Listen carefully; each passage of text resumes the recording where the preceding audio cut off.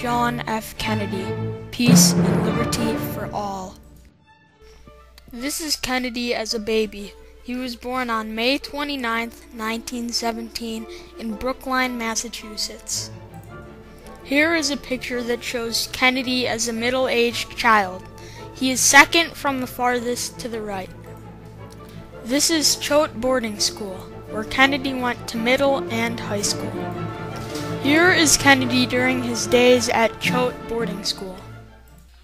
Kennedy was an active member of the Muckers Club, a group that Kennedy formed with his friends at Choate.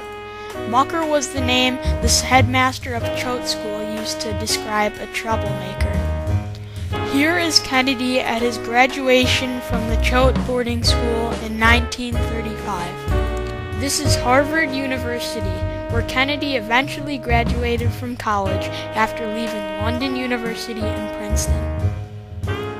At Harvard, Kennedy played football often, although he wasn't on Harvard's football team.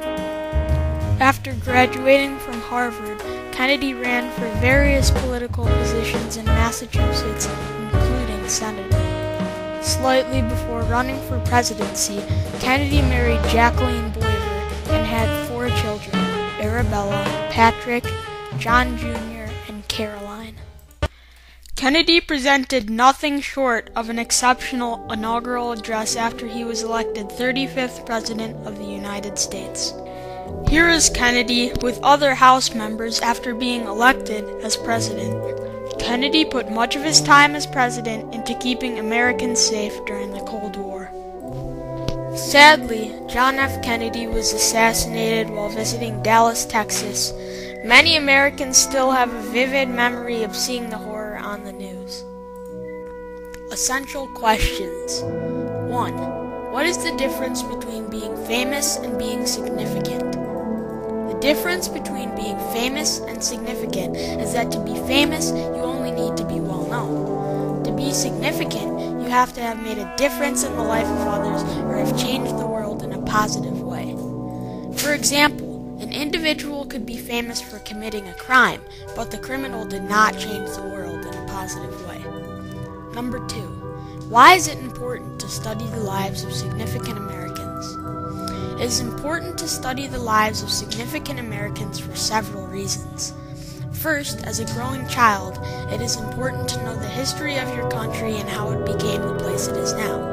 Also, studying these Americans helps us realize how much hard work and determination pays off and sets a positive role model that we can look at and say, this is what I want to be when I grow up, or wow, learning about that person was awesome.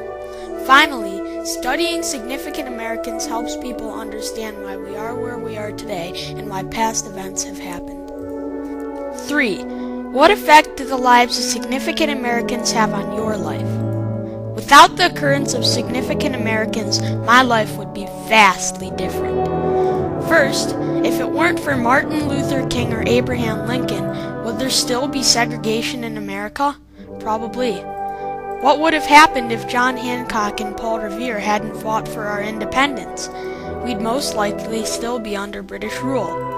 As you can see, the positive influences of significant Americans have vastly changed our lives for the better. Overall, John F. Kennedy will be remembered as a keen leader and a positive influence for his country.